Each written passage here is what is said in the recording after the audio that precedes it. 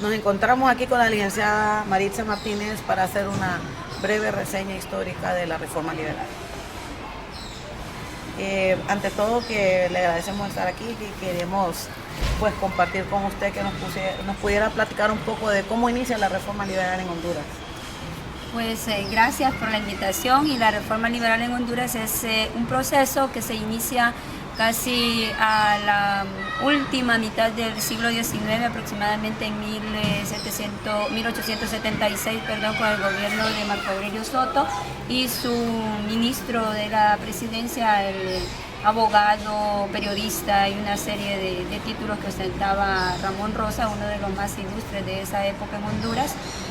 Pero es importante mencionar que la reforma liberal va llegando a Honduras casi al final del proceso, después de que se ha desarrollado en Costa Rica, en El Salvador, en Guatemala, en algunos países de América del Sur, y también es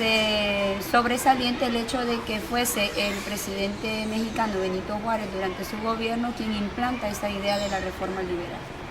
¿Y cómo así? ¿Por qué surge que nosotros somos los últimos en que entrar en esta reforma liberal? Bueno, pues para poder explicar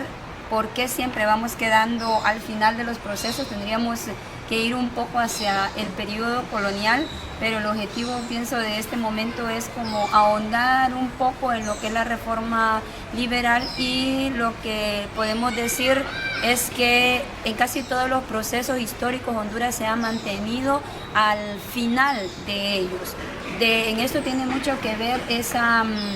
falta de hegemonía, tanto en la sociedad civil como en el aspecto económico, que nunca se dio, no se estableció con firmeza esa hegemonía.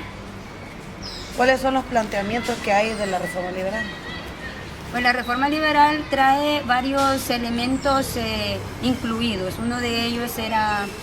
como su palabra lo dice, reformar lo que ya se venía dando en cuanto a educación, a forma de organización del gobierno, pero sobre todo en el aspecto económico. De ahí es de donde nuestros gobernantes van a tomar esa idea de aplicarlo, porque están observando que en otros países de Centroamérica ha dado resultado, ya que se está saliendo de un periodo de crisis posterior a la proclamación de las independencias. Los estados en Centroamérica, lo que hoy llamamos Centroamérica, están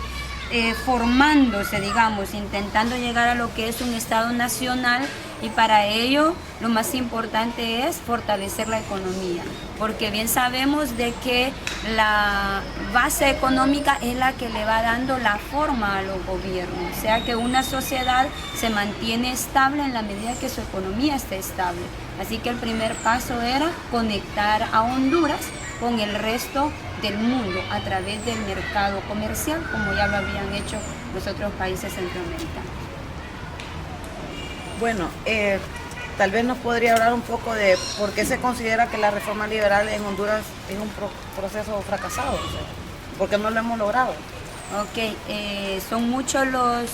historiadores, investigadores, tanto hondureños como internacionales, especialmente estadounidenses, que han dedicado tiempo a la investigación sobre la reforma liberal, y cuando se adentran en el tema de la reforma liberal en Honduras se llega a la conclusión de que fue un proceso fracasado. Incluso algunos, como el licenciado Darío Uraque, deja entrever entre sus páginas, en algunas de sus obras, de que el propio Ramón Rosa al final de sus días reconoce de que este fue un proceso que fracasó, que no tuvo el éxito que ellos esperaban, y todo porque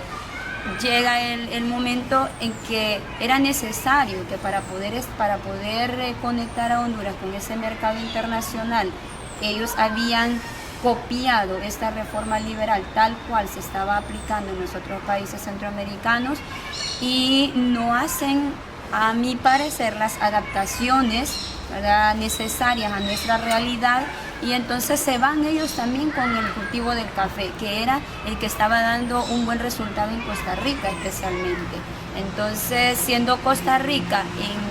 en esta Centroamérica que se está formando en este momento ya un parámetro a seguir en el tema económico, pues ellos toman la idea de Costa Rica. También había funcionado en algunos países de América del Sur, en Guatemala, en México, el cultivo del café, pero me parece que no se tomaron en cuenta algunas características, ya pueda ser del terreno de nuestro país y otros elementos que se van a unir para que al final el café no resultase siendo el más importante. El propio licenciado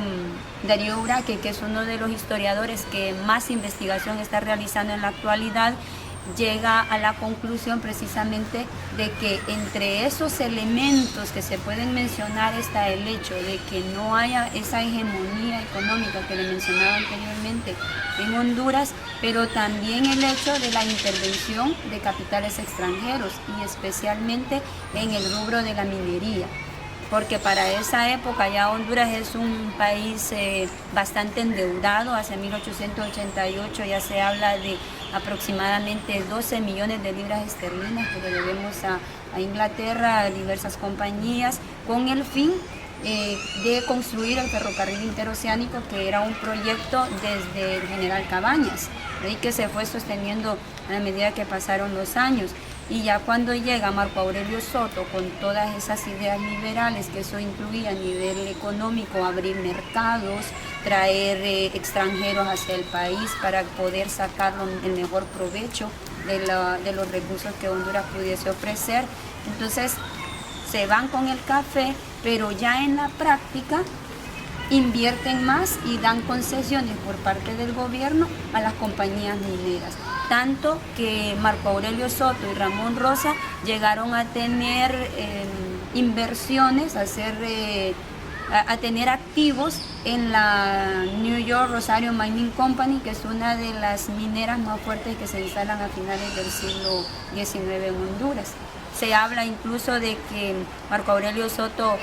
llega a tener un cierto parentesco político con Washington, el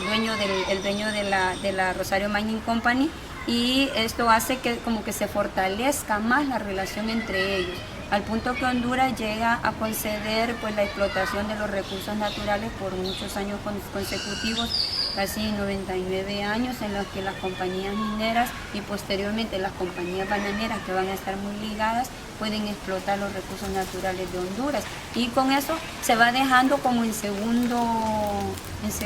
plano el cultivo del café, al grado que finaliza el siglo XIX y el café no logró repuntar como ese producto que iba a enlazar a Honduras con el mercado internacional. Bueno, solo nos resta agradecerle a la licenciada Maritza Martínez por su aportación. Le agradecemos por su tiempo, ¿verdad? Muy enriquecedor todo lo que nos ha dado sobre la reforma liberal, y esperando que este video pues le ayude a todas las estudiantes y a las personas que puedan observarlos para su conocimiento